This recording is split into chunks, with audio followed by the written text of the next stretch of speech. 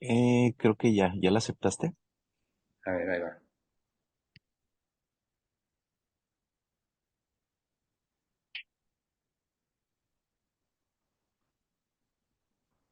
Sí, ¿Listo? ok, listo. Pues un gusto tenerte aquí, Eduardo. Platícanos acerca de ti, qué es lo que haces, cómo empiezas, de dónde nace esto, dónde estudiaste. Eh, haces, tengo entendido, un poco de Tai Chi y has creado una técnica que se llama Breathfulness. ¿Estudiaste eso? ¿Dónde se estudia? ¿Cómo se hace? Bueno, primero que nada, muchísimas gracias por la invitación, Alex, por la oportunidad de estar aquí contigo y pues, con todos tus escuchas y tus videntes. Eh, Mira, yo empecé desde muy chico, yo empecé en 1968 Ujú. eh, a estudiar artes marciales. Mi mamá fue, pues yo siempre digo que fue una de las introductoras del yoga en México. Ah, órale. Nosotros vivíamos en la Ciudad de México y mi mamá empezó a estudiar yoga pues a principios de los sesentas más o menos. Entonces cuando apenas empezaba a llegar el yoga a México, había muy pocas instituciones, ella estudió y fue directora de una institución que se llama GFU, la Gran Fraternidad Universal. Y a mí el yoga en aquellas épocas no, pues no me gustaba. Yo pues tenía 5 años de edad, ¿verdad? Yo lo que me gustaba era algo con más movimiento ¿Qué es esto? y tenía un carácter un poquito, ¿cómo podemos? Intenso. Entonces, mi mamá decide meterme a estudiar primero taekwondo y yo creo que ahí ella no se imaginó el impacto que esto iba a tener. A mí, las artes marciales, digamos, externas, porque hay artes marciales internas y externas. Las externas, en el rubro de externas están, pues, todo lo que conocemos como karate, kung fu, taekwondo, etcétera. Y en las internas están el tai chi, el otro que se llama Pakwa, Shinji, el Aikido se podría considerar, aunque es japonés, se podría considerar como un arte marcial interno.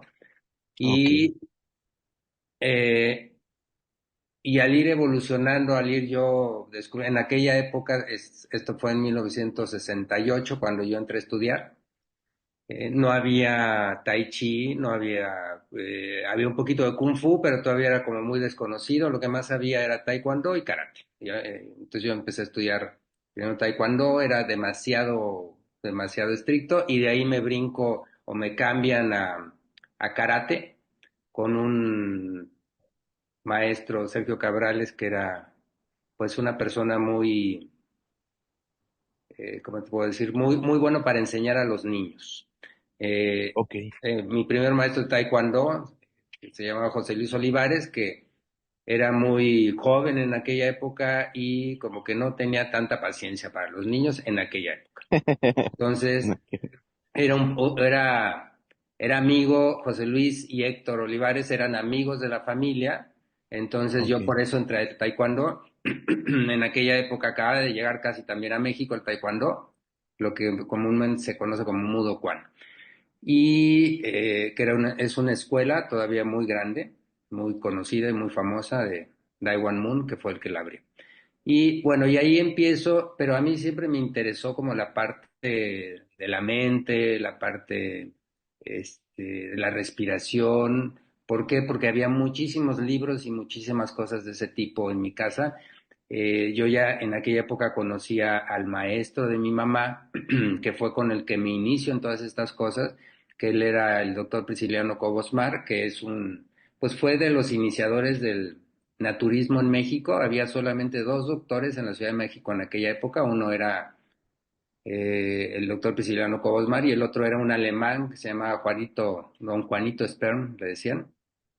Y mi mamá fue con los dos y al final le gustó más el estilo de doctor Prisciliano Cobos y ahí empiezo yo también a aprender con él. Él me admite ya formalmente hasta que cumplí los 18 años y su técnica, mucho de lo que hago yo tiene que ver con la técnica de él. Ujú. Aprendí con él cuestiones de naturismo, frugivorismo, algo de homeopatía. Él era homeópata y naturista. Ok. Y yo tenía que estar con él porque su consultorio lo abría a las 5 de la mañana. Él atendía de 5 a 4 de la tarde aproximadamente, horario corrido, no descansaba. Y yo tenía que llegar antes de las 5 de la mañana si quería alcanzar a entrar antes de irme a la prepa y a la universidad. Entonces tenía que estar alrededor de las 4:30, cuarto para las 5 de la No manches. mañana, Le madrugabas. de madrugada, y a esa hora yo llegaba y ya había 10 gentes, entre 5 y 10 gentes esperando para entrar al consultorio. Y bueno, y entonces ya hablábamos de muchos temas. Él practicaba pues una antigua filosofía que se llama Rosacruz, era masón, era gnóstico, había estado en China, en Tíbet, en la India, Arabia, había viajado por todo el mundo, entonces había ido recolectando, entonces era una mezcla entre sabiduría occidental y chamanismo. eh, y entonces, pues era común encontrarte a muchos brujos, muchos chamanes de aquella época que iban con él a consulta. Ok. Y bueno, y con él, además de platicar de todos estos temas, de aprender, al final, él siempre terminábamos la sesión con algo que él le llamaba limpia astral, así le llamaba él, que era una cosa parecida a lo que ahora le llamamos Reiki. Entonces Ajá, él se ponía atrás de mí, pasaba sus manos por atrás, hacía una especie como de oración ajá, y pues yo entraba en un estado, ¿cómo te puedo decir? Como de gozo, como de éxtasis, en un estado muy ajá, de profundo, como si conciencia. fuera Ajá. de conciencia muy, haz de cuenta que muy similar a una meditación muy profunda o una respiración muy profunda y esto me duraba a veces días enteros, ¿no? De aquí a que Ok. llegaba al siguiente, nada más iba martes y viernes a ese tipo de sesiones y los, eh, los domingos a veces iba también, pero eso ya iba yo a su casa. Ok. Eh, bueno, esa es como la introducción de cómo empecé yo. En, Ajá, sí. cuando, cuando ya tengo la oportunidad de conocer el Tai Chi, que yo lo veo en televisión, busco al maestro que salió en la televisión, empecé a aprender ahí literalmente por televisión, ahí en el canal de las estrellas, ahí Ajá, sí. después de clases yo y religiosamente tomaba mi clase de Tai Chi se llamaba Emir Dupeirón, que es tío de Odín Dupeirón, que ahorita es muy famoso, Famoso. ajá. Y bueno, y toda la familia Dupeirón son artistas. Ujú. Él vivía en Cuernavaca, pero iba cada sábado a dar clases allá a la Ciudad de México, a la escuela de la mamá de él, tenían una escuela de actuación ahí en la Ciudad de México, entonces yo iba a tomar las clases ahí, y ahí fue donde ya empiezo cuando yo veo el Tai Chi, desde que yo vi el Tai Chi, me enamoré literalmente del Tai Chi, dije, esto es lo mío, no encontraba yo con quién estudiar, ya localizo a Emir, empiezo a estudiar, me fascina y años después tengo la oportunidad de ir a Estados Unidos, el maestro de Emir, yo estudié Ujú. con Emir y con otra persona que se llamaba Bhagwati Kaur, que era digamos la representante del Kundalini México ahí en la Ciudad de México.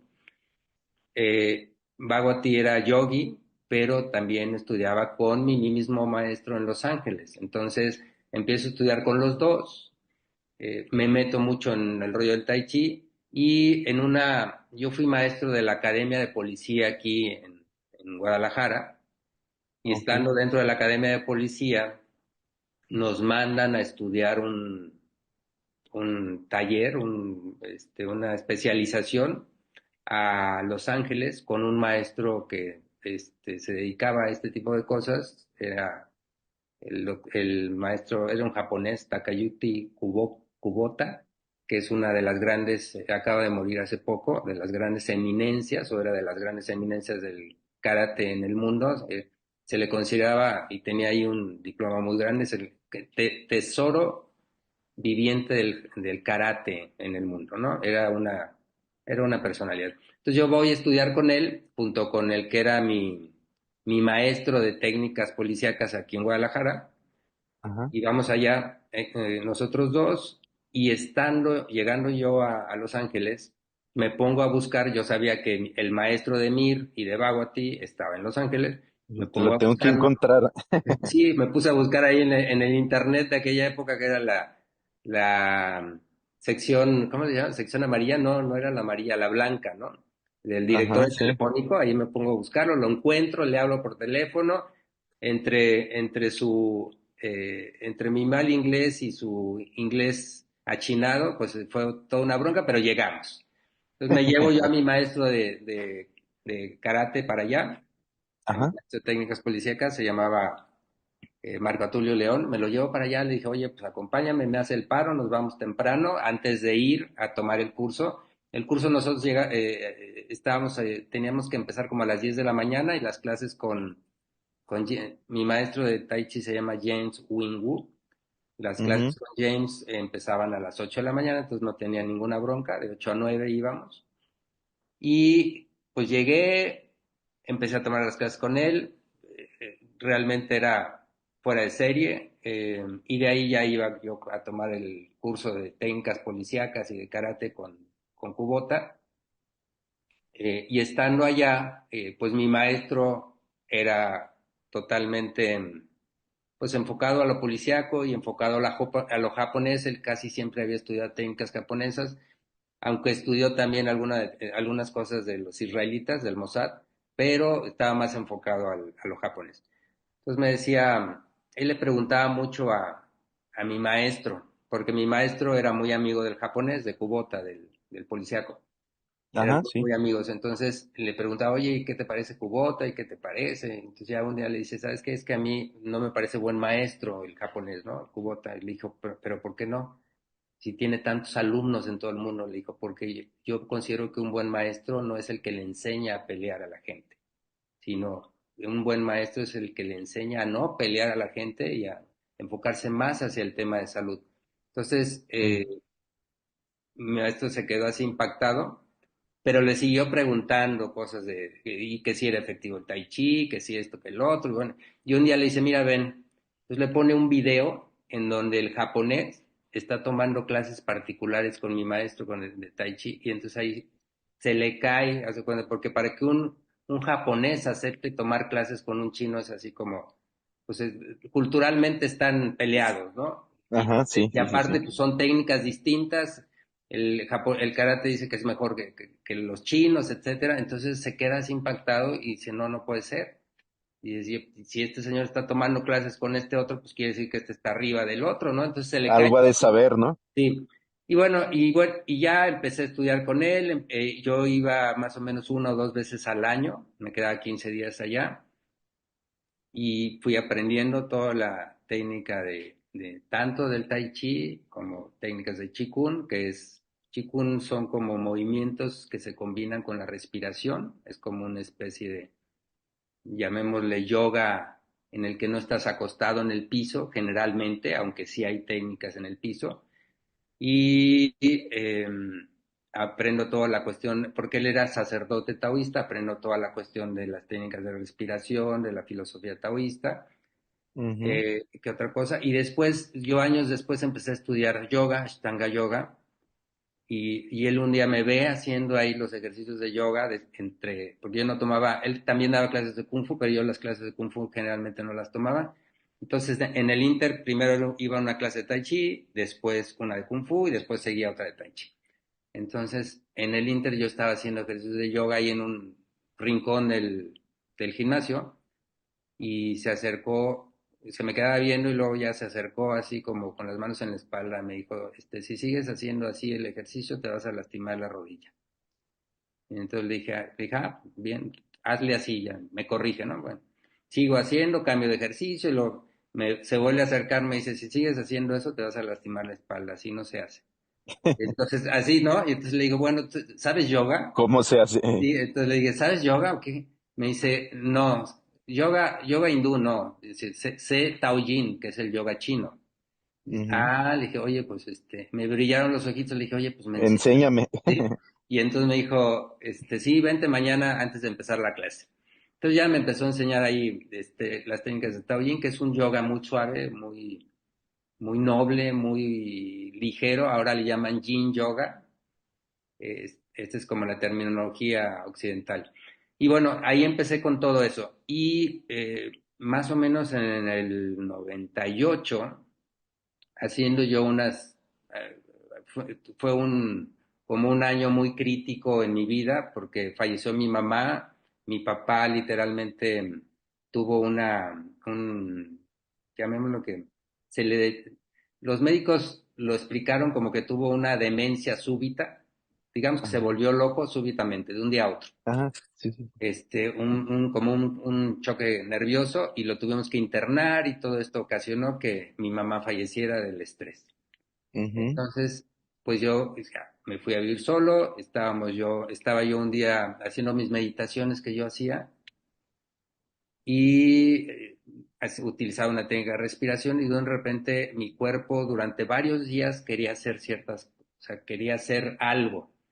Hasta que un día dije, a ver, bueno, pues, ¿qué quieres hacer? O sea, me abrí, me dejé llevar por la experiencia y entré en un proceso sumamente catártico y fuerte, de movimientos y de una serie de cosas, y entonces me quedé yo impactado, y sobre todo impactado por cómo me sentí después de que lo hice, de que me dejé llevar. Y entonces, cuando pasó esto, lo empecé digamos que a codificar y empecé a ver cómo sucedía, cómo lo detonaba y todo esto. Y a raíz de eso empecé a llevar esta técnica a las clases que yo ya daba en el Bosque de los Colomos. ujú, Yo empecé a dar clases ahí en el Bosque de los Colomos a principios de los años 90. Entonces, esto fue en el 98. Empecé a llevarme la técnica, la empecé a enseñar y a aplicar con mis alumnos y empecé a tener resultados extraordinarios y me empecé pues a meter más en el tema de la neurociencia y de por qué funcionaba, cómo funcionaba lo que yo estaba haciendo sí, claro. y me fui dando cuenta del potencial tan tremendo que tiene la respiración para inducir los estados no ordinarios de conciencia y cómo estos estados no ordinarios de conciencia tienen ese potencial enorme, tremendo, para transformarnos y para poder eh, limpiar, sanar y regenerarnos interiormente.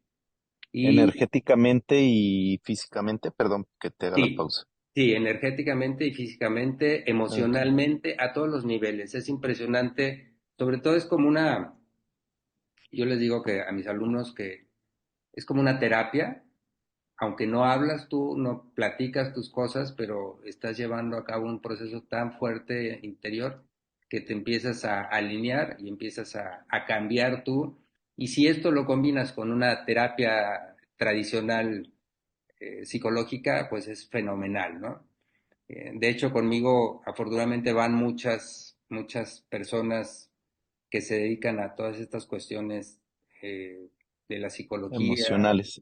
sí, cuestiones que tienen que ver también con la sanación y pues ellos mismos van viendo, digo, hay cosas que yo veo, que ven mis alumnos también, que literalmente podemos decir que rayan en lo milagroso, ¿no? No hay explicación, ¿no? Hay gente que llega caminando con bastón y a los 6 meses ya dejan el bastón y ya empiezan casi a correr, ¿no?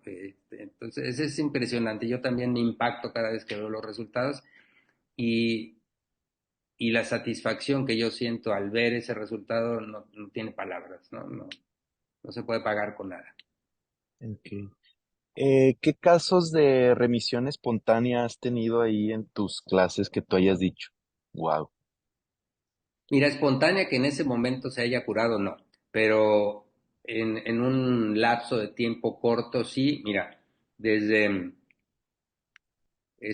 digamos, hay profesionales de la salud como psiquiatras que me conocen y me han mandado pacientes y he tenido pacientes que les llaman, que es una esquizofrenia bipolar. Hay bipolares, hay otros que les llaman border, que están un poquito arriba de los bipolares, que Ujú. están ya, por eso se llaman border, porque están en la línea, ¿no? Ya de casi pasarse De al otro lado. brincar. Ajá. Y, y vas viendo la evolución, a estas personas les pega muy duro la técnica, pero, por ejemplo, tenía yo una chica que en aquella época, te estoy hablando también como el 98, 2000, hace 20, casi 25 años, eh, ella era border, eh, perdía cualquier cosa, la hacía perder el control y terminaba golpeándose la cabeza contra las paredes, literal, Ujú. haciéndose daño. No tenía control sobre ella misma, tenía una niña chiquita de 3 años y pues le costaba mucho trabajo, no tenía paciencia con la niña, con su esposo, etcétera. Entonces empezó a ir conmigo y entraba en un proceso catártico muy fuerte y literalmente la teníamos que sujetar entre varios por el proceso tan fuerte. Esto fue poco a poco disminuyendo, las terapias eran cada domingo, entonces iban disminuyendo, disminuyendo en efecto, en potencia de los movimientos, hasta que llegó un momento en que ya no teníamos que agarrarla, solita estaba ella tranquila, eh, empezó a mejorar en su aspecto emocional, porque ella no podía trabajar tampoco porque perdía el control. Empezó a trabajar, mejoró la relación con su hija, con su familia, con su esposo. Y después ella no me había dicho, empezó con unos dolores muy fuertes en las piernas, entonces pues se me hacía raro, ¿no?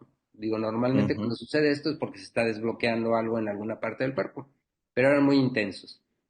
Y pasan así algunas, yo creo que posiblemente unos 2 meses, una cosa así, y llega y me dice, oye, fíjate que yo ya tenía programada una cirugía en el seguro para unos trombos que tenía en las piernas. Y y resulta que pues los trombos se desbarataron. Entonces, cuando Se ya le iban deshicieron. que le hicieron los estudios previos para poder pues recuperarse. Perdón, es que me estaba entrando una llamada y ya no sabía quién era. Los estudios previos para poder recuperarse, resulta que ya no tenía nada. Entonces, los médicos estaban impactados porque se le habían desbaratado, ¿no? Ese es, Dije, ¿qué hiciste? no, bueno, pues imagínate yo el impacto, ¿no? Porque pues no hubo, pudieras decir, hubo una técnica física o algo que eliminara esto, o con masajes, o una medicina, algo de, no, simplemente ella respiraba, entraba en el proceso y el proceso la iba sanando, ¿no? Entonces sí fue muy impactante, fue de los primeros casos. Otro caso también muy impactante fue de una chica que ella tenía una licenciatura, pero era tan insegura en sus capacidades que trabajaba haciendo el aseo en las casas. Ujú. Eh,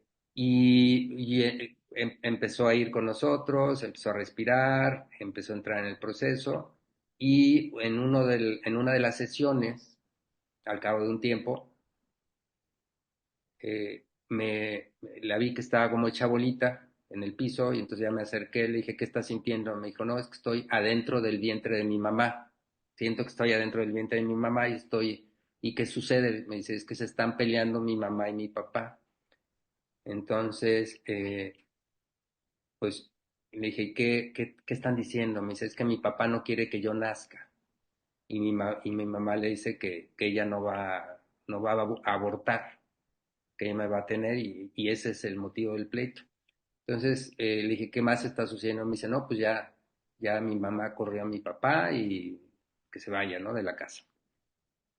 Entonces la tuve que ayudar a nacer, digamos que fue como un renacimiento, la jalé como si estuviera naciendo, etcétera. Y ya cuando salió del estado ella estaba como impactada, como en shock, ¿no? Y me dice, es que, pues a mí mi mamá siempre me dijo que mi papá había muerto. Entonces yo no sabía esto. Y le dije, pues, ¿tu mamá vive? Me dice, sí. Me dice, pues pregúntale ahorita que llegues a la casa. Entonces A la semana siguiente llegó conmigo, me dijo, ya, me dice, llegué, le pregunté a mi mamá y mi mamá inmediatamente se soltó llorando y me dijo, pues sí, sí es cierto, o sea, yo lo que no Tu papá quería se era fue. que te sintieras rechazada por tu padre y yo te dije que tu papá pues había fallecido. Entonces, ahí te das cuenta cómo a través de la inducción de un estado no ordinario de conciencia puedes llegar a sanar estas heridas pues muy profundas, ¿no? Otro caso que también es muy impactante para aquellos que creen que hay una vida más allá de esta vida. Y para los que no creen que hay una vida más allá de esta vida, pues podemos decir que a lo mejor el inconsciente proyectó ciertas imágenes y situaciones para poder sanar al consciente de esa persona, ¿no? Una persona estaba haciendo las respiraciones, que las estaba haciendo sola. Yo al principio, yo no recomiendo que la gente haga solas las respiraciones, una sesión larga, porque puedes entrar en estados muy profundos y si no tienes todavía las habilidades y las herramientas necesarias, te puedes confundir o puedes sentirte que no tienes el control del proceso. Entonces, tienes que acostumbrarte y después ya lo puedes hacer solo, ¿no? Pero Necesitas un esta acompañamiento. es una, exactamente. Entonces, pero al principio necesitas acompañamiento para saber navegar por estos estados, ¿sí? Ok. Entonces, esta persona tomó un taller conmigo y ya él los hacía solos. Hasta que en una de las sesiones, pues de repente dice que estaba respirando y algo, normalmente tú has ido a las sesiones, ya ves Ajá, que lo sí. hacemos parados, a diferencia de muchas otras técnicas, si es acostado, sentado, aquí es parado. Pues de repente dice que estaba haciendo la respiración parado y sintió que algo lo empujó, entonces se tuvo que acostar. Y ya acostado, empezó a verse en otro lugar, vestido de manera diferente, vestido de mujer, eh, y siendo violentado, ¿sí? Por varios, aparentemente, por una persona que la golpeaba, la escupía, hasta que, pues, la mató. Entonces, pues él quedó en un estado de shock. Esto fue durante la pandemia. Entonces, Ujú. quedó en un estado de shock muy fuerte, pero bueno, no nos pudimos ver, estaba la pandemia, me habló poco después de la pandemia, varios meses de que había sucedido esto, y lo impresionante de lo sucedido fue el cambio de 360 grados que tuvo en su vida, en su entorno familiar, en su relación con lo femenino, en su relación con todo lo que esto conlleva. Y, y después de eso me habló para una sesión, ya la hicimos con acompañamiento, y ahí tuvo otra regresión. En este caso fue a una especie como de lugar, parecía, parecía una tribu árabe, pero era una tribu como una especie de sociedad iniciática en el que todos estaban vestidos de blanco la persona que estaba con él, que lo estaba iniciando, era su padre actual, con el cual no tenía él una buena relación porque consideraba que ciertas decisiones que él había tomado en su vida con respecto al abuelo no eran correctas, pero cuando pasa todo esto se da cuenta que pues que el que tenía más carácter y el que era más fuerte pues no era el abuelo, sino era el papá al haberse al haber decidido tomar su camino él solo y no seguir con esa tradición familiar que a él no le gustaba.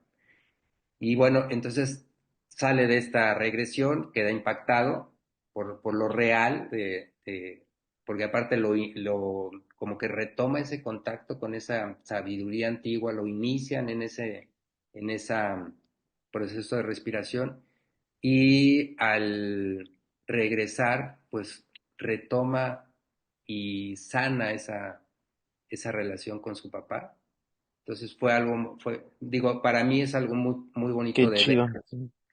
como todas estas cosas que puedes decir, bueno, sería otra vida o sería simplemente un invento de su imaginación, pero como dicen los rancheros, haya sido como haya sido, ¿no?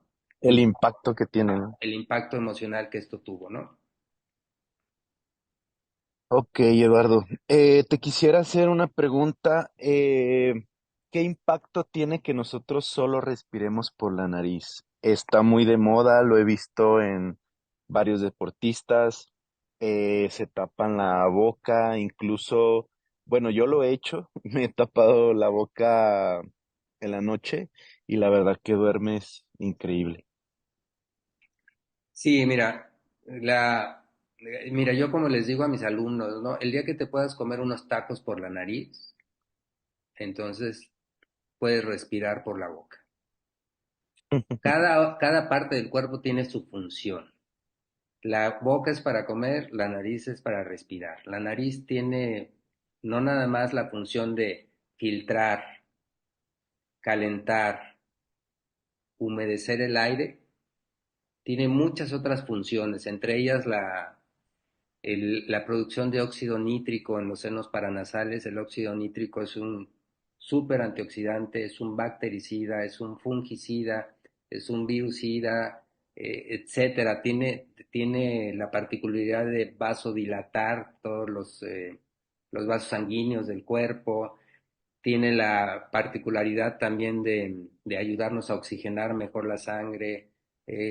Tiene también la función de activar nuestras mitocondrias, etcétera. El óxido nítrico es una maravilla y solamente se segrega por la nariz, ¿no? Por los senos paranasales y también en el interior del endotelio, que es lo que recubre todos los vasos sanguíneos, pero mayormente por los senos paranasales. Entonces, por eso es tan importante aprender a respirar por la nariz. Si no respiramos por la nariz, no podemos detonar todas estas funciones.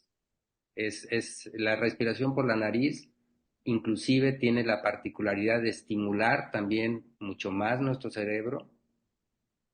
Si tú respiras por la boca, te deshidratas hasta un 48% más. Por eso la gente que en la noche respira por la boca porque ronca, etcétera, se levanta con la boca seca, con ganas de tomar agua. Pero esto además también influye en hay ya muchos estudios en los que las personas, los respiradores bucales, digamos, respiradores bucales, se les deforma la mandíbula, se les deforma partes de la cara, porque el cuerpo, sí, el cuerpo no estamos diseñados para respirar por la boca, estamos diseñados para respirar por la nariz.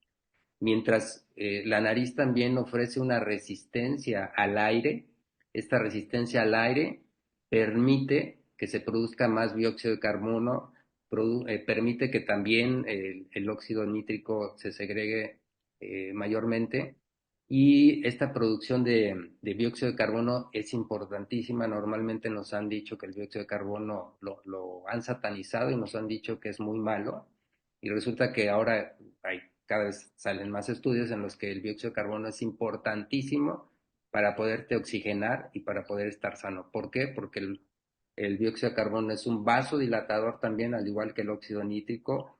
Es un relajante natural, es un ansiolítico natural. Si no hay dióxido de carbono, la hemoglobina, que es la que entrega el oxígeno a los tejidos, o sea, es esa parte que va de los glóbulos rojos donde va el oxígeno. Si no hay dióxido de carbono, no se abre esta hemoglobina y no puede entregar el oxígeno a los tejidos. Entonces yo puedo si yo hago una hiperventilación controlada, pues me pones un oxímetro y va a estar al 100%. O sea, literalmente sube al 100% la oxigenación, pero esto no quiere decir que esté pasando a los tejidos. Está como en una fuente, está circulando este oxígeno por la sangre, pero no está pasando a los tejidos. Entonces yo necesito dióxido de carbono para que esta sangre este oxígeno que está en la sangre pase a los tejidos. Pero cada cosa tiene su función. Por ejemplo, una, una hiperventilación controlada hace que tu cerebro, baje el oxígeno en tu cerebro hasta un 40%. Esto lo que hace es que al haber ese bajón de oxigenación en el cerebro, tu cerebro empieza a segregar DMT, dimetiltriptamina. El DMT es un inductor, un psicotrópico natural, pero es también un neuroprotector y es un gran antiinflamatorio y es un gran antioxidante, ¿sí? El DMT es un derivado de la serotonina, es un triptófano. Primero la síntesis, digamos, primero se genera el triptófano, luego la serotonina, luego la melatonina y luego el DMT. Esa es la cadena dentro del cuerpo. Entonces, cuando yo hago una hiperventilación controlada, bajo la oxigenación en el cerebro y al bajar la oxigenación en el cerebro, mi cerebro para protegerse, mi cuerpo para proteger al cerebro, segrega DMT y esto hace que yo entre en estos estados de éxtasis, de gozo y el DMT es también, tiene, pues cada, Steven Baker, que es uno de los, digamos, investigadores y científicos que más han estudiado el DMT, pues cada vez le encuentra más beneficios, tiene varios estudios publicados que se pueden encontrar en la red y en ellos habla de cómo inclusive muchas de las drogas psicotrópicas se cree que más allá del efecto que pudieran tener la droga, lo que hace es como llamar a estos inductores naturales en el cuerpo para que produzcan estas sustancias, para que el mismo cuerpo las produzca. Nosotros tenemos una farmacia, ¿no? No es necesario, una farmacia interior, no es necesario ir a hacer, tomar ayahuasca para poder entrar en estos estados. Nosotros tenemos nuestra propia endohuasca, que endo quiere decir interna, entonces tenemos la posibilidad de crear nuestra propia endohuasca interna, ¿no? O cualquier otro tipo de droga, ¿no? ¿Por qué? Porque el cuerpo tiene la particularidad de crear una sinergia entre los diversos neurotransmisores y poder llevarte a estos estados sublimes, ¿no? Pero no nada más es por el viaje en sí, de ver cosas, de sentir cosas, sino de la posibilidad que tienen de sanarnos, de regenerarnos, de hacernos mejores personas, ¿no? Y una vez estando en este estado tan plástico para el cerebro, pues tienes la posibilidad también, pues es una especie de hipnosis también, entonces tienes tú la posibilidad de cambiar el software interior y de inducir aquellas, pues, aquellas mejoras dentro de tu, que quieras tú tener dentro de tu persona, ¿no? Si yo quiero bajar de peso, si yo quiero tener mejores capacidades deportivas, si yo quiero dormir mejor, si yo quiero memorizar mejor, si nosotros podemos ver cómo tantas personas al estar en un estado hipnótico les pueden sacar una muela y no tener dolor, las pueden operar, pueden hacer literalmente el ridículo en una sesión, ¿sí? Y pueden hacer muchas cosas increíbles estando en un estado hipnótico, pues cuando tú induces una autohipnosis, tú puedes generar eso mismo y cambiarte a ti literalmente, llevarte a ser, ahora sí como dicen la trillada frase de la mejor versión de ti mismo, realmente lo puedes hacer, ¿no? ¿Por qué? Porque en ese estado tu cerebro es sumamente plástico y responde a aquello que tú le induces. Mm. Ok, Eduardo, para las personas que roncan, ¿recomiendas a lo mejor que se pongan una cinta en la boca para que respiren solo por la nariz? A mí me daba un poco de miedo, la verdad.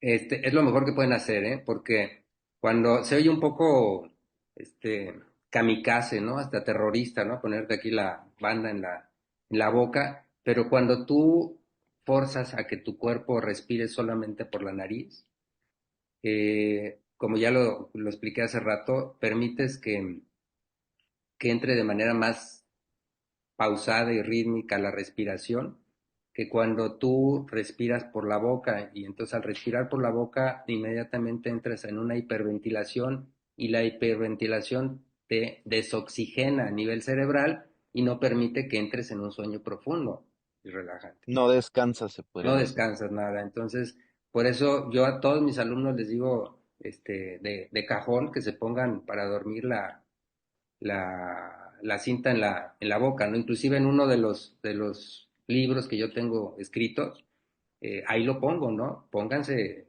y pongo las fotografías y todo de cómo ponerse la cinta en la boca, porque es importantísimo para Ok. poder oxigenar. Eduardo, se nos está acabando el tiempo porque tienes que ir a tus clases. Muchas Muchísimas gracias. gracias por la invitación, perdón, muchísimas gracias por estar aquí, por tu tiempo, por regalarnos un poco de tus conocimientos y de tu tiempo. Probablemente, pues, no sé si estás abierto a una segundo capítulo para que la gente conozca un poco más de ti. Tienes libros, das cursos, das clases. Coméntanos dónde te podemos encontrar ahí para mis seguidores. Das clases en línea. Sí, mira, bueno, me pueden encontrar en redes sociales, estoy en Instagram, en Facebook, en YouTube. En Instagram estoy como @breathfulness MX. Estoy también como Tai Chi México 1 en Instagram. Estoy en YouTube, en mi canal se llama Eduardo Barraza Regalado, entonces ahí me pueden encontrar también en YouTube. Estoy en Facebook también como Tai Chi México. Tengo una página web que se llama www.taichimexico.net o también con terminación .info, también me pueden encontrar. Y tengo, gracias por mencionarlo, tengo libros también escritos, tengo 4 libros, 2 sobre respiración y uno sobre precisamente mi maestro Prisciliano Cobos, donde hablo de toda su biografía y todo lo que hizo, y otro que acabo de sacar hace unos meses, que se llama Tai Chi Master, que hablo sobre mis experiencias y de vida con mi maestro de Tai Chi, pero también de toda la filosofía. Lo escribí pensando en mis alumnos de Tai Chi, en mis alumnos de Breathfulness. Entonces explico temas de respiración, explico temas de Tai Chi, explico temas de energía, explico también temas de por qué funciona el Breathfulness, cómo funciona como terapia. Es un libro muy completo, ¿no? Es un libro como de este grueso, ¿no? Entonces es un ladrillo. Entonces vale la pena para aquellos que quieran introducirse o que les interese ese tema, tiene muchas cosas. Ok, pues no te quito más tu tiempo. Que tengas un excelente día y nos vemos. Te agradezco muchísimo la oportunidad, como siempre, mi Alex. Estamos abiertos a una segunda oportunidad. Hasta luego. Muchísimas Gracias. gracias.